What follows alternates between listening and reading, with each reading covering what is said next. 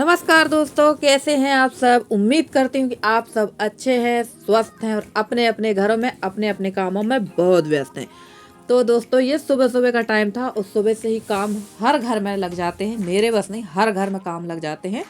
तो घर का बाकी का सारा काम तो मैंने निपटा लिया था और मुझे नहाना था, तो मैंने सोचा चलो नहाने के पहले यहाँ पर बो देते हैं धनिया पत्ती, क्योंकि ये स्पेस खाली पड़ा हुआ था। तो हर साल यहाँ पर धनिया पत्ती लगा ही देते हैं और इस बार यहाँ के जो पेड़ पौधे थे वो भी कटवा दिए गए हैं। तो धूप काफ़ी अच्छी आ रही है और किसी भी प्रकार के पेड़ पौधे हों, फसल हों, धूप बहुत ज़रूरी होती है। तो धूप अच्छी आ रही है, तो यहाँ पर मैंने सोचा धनिया लगा देते हैं।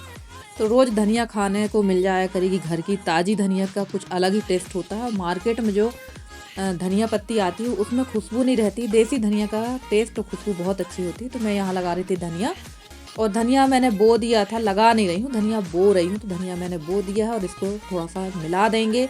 और पानी तो अभी नहीं डालेंगे क्योंकि नल जब आएंगे तब नल से इसकी यहाँ पर सिंचाई कर देंगे। और धनिया को तो वैसे भी उगने में शायद 21 दिन लग जाता है। तो चलिए देखते हैं कब होती है धनिया। और यहाँ पर ये सूरन मिल गया था मेरे को, जिसको जिमी कंद कहते हैं। तो इसका कंद मैंने फिर से लगा दिया, क्योंकि एक जिमी कंद का जो कंद होता है उसको लगभग बड़ा होने में 2 से 3 साल तो मैक्सिमम लग ही जाता है। और वहाँ पर मैंने धनिया बो दिया था और यहाँ मैं आ गई थी, थोड़ी सी मिट्टी यहाँ पर भी है, तो यहाँ पर मैंने मेथी की भाजी डाल दी है। पर मुझे नहीं लगता कि यहाँ मेथी भाजी होएगी, क्योंकि धूप उतनी ज़्यादा आती नहीं है, फिर भी डाल दिया है।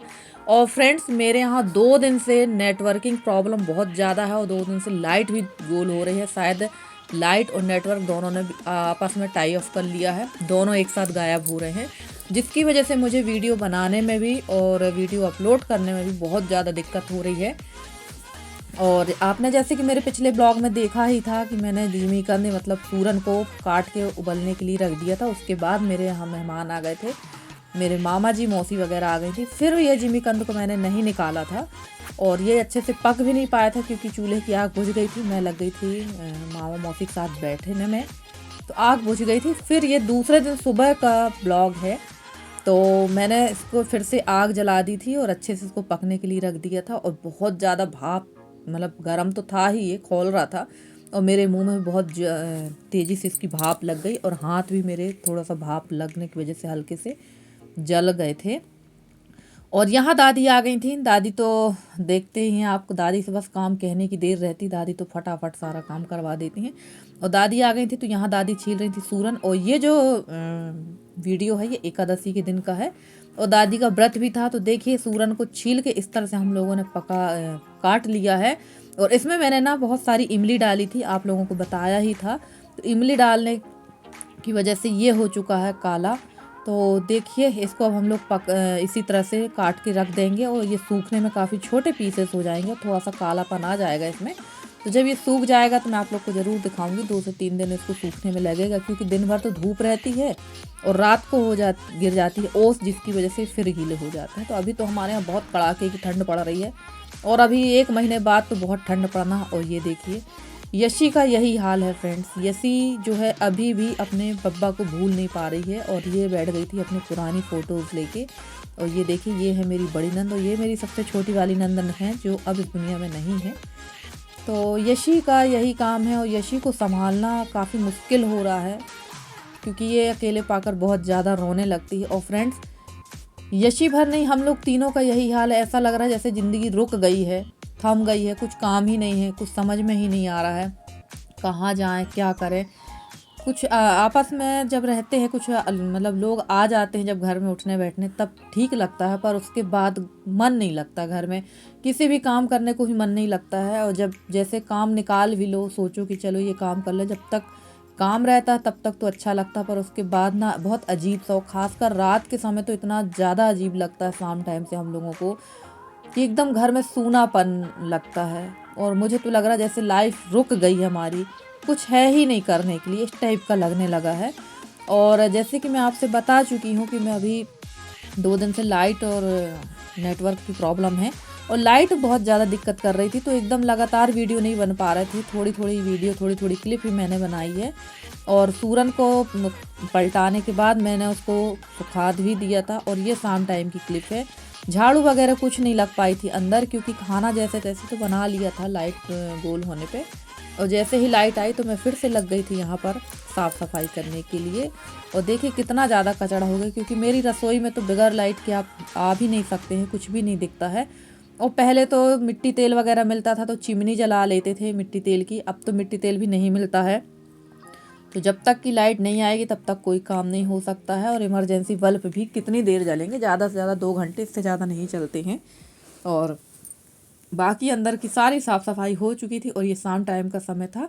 ये मज़दूर हमारे यहाँ खेत में लगे हुए थे, क्योंकि ये खेत की जो बोनी थी वो पूरी कंप्लीट हो चुकी है। तो ये लोग बैठे हुए थे और यशी बना रही थी यहाँ पर चाय। मैं तो यहाँ बैठी हूँ, मैं कहाँ चाय बनाऊँगी।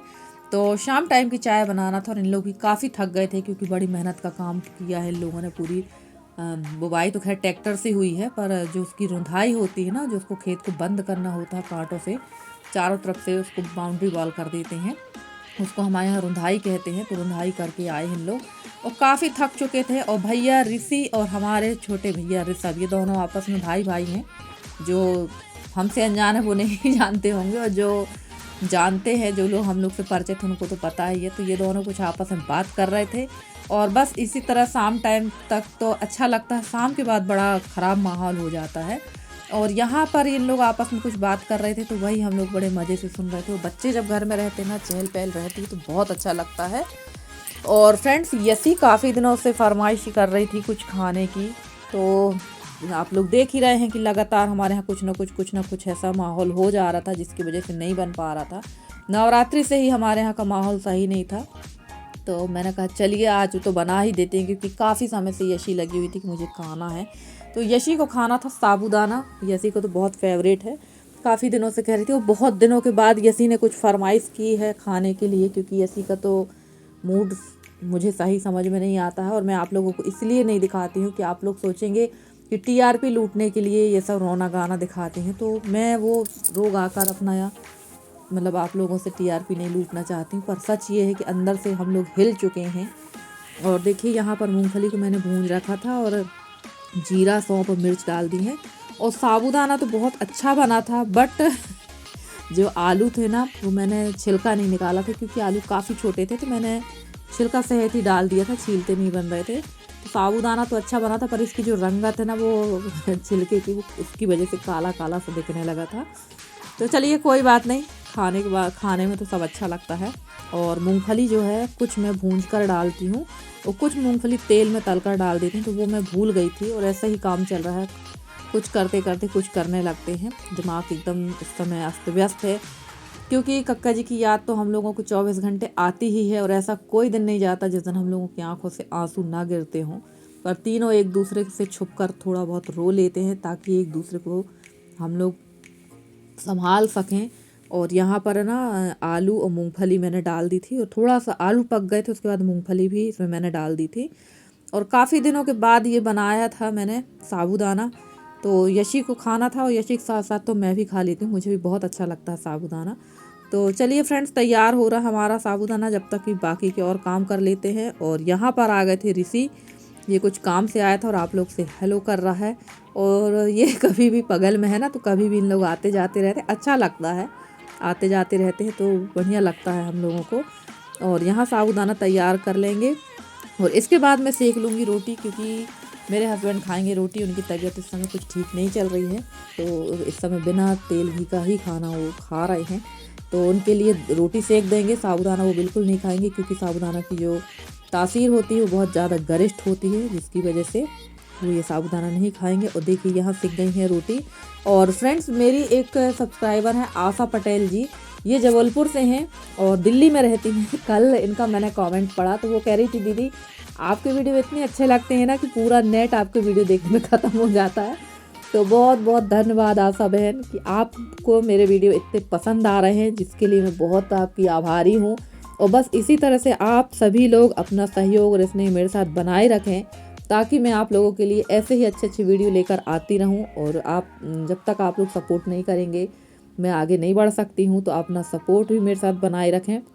और आज यसी ने बहुत मेहनत वाला काम किया। आज यसी ने बनाई है चटनी। तो टमाटर को पहले आग में भूंज लिए थे और उसके बाद बोली कि लाओ मैं बनाऊंगी सिल में चटनी। तो यसी बना रही है चटनी, जब तक की चटनी बनती है तब तक की आपसे थोड़ी सी और बात कर लेते हैं। और देखिए चटनी बन के हो गई है रेडी। तो पहली बार बहन जी ने सिल में चटनी बनाई है और यहाँ हमारी तैयार हो गई थाली। तो आइए आप लोग भी खाइए टमाटर की चटनी के साथ गर्मा गर्म साबूदाना, क्योंकि इसका टेस्ट बहुत अच्छा लगता है खाने में और मुझे तो बहुत पसंद है। तो आ जाइए आप लोग भी खाइए। और चलिए दोस्तों, मिलती हूँ मैं आप लोगों से अगले वीडियो में। तब तक के लिए bye bye and take care.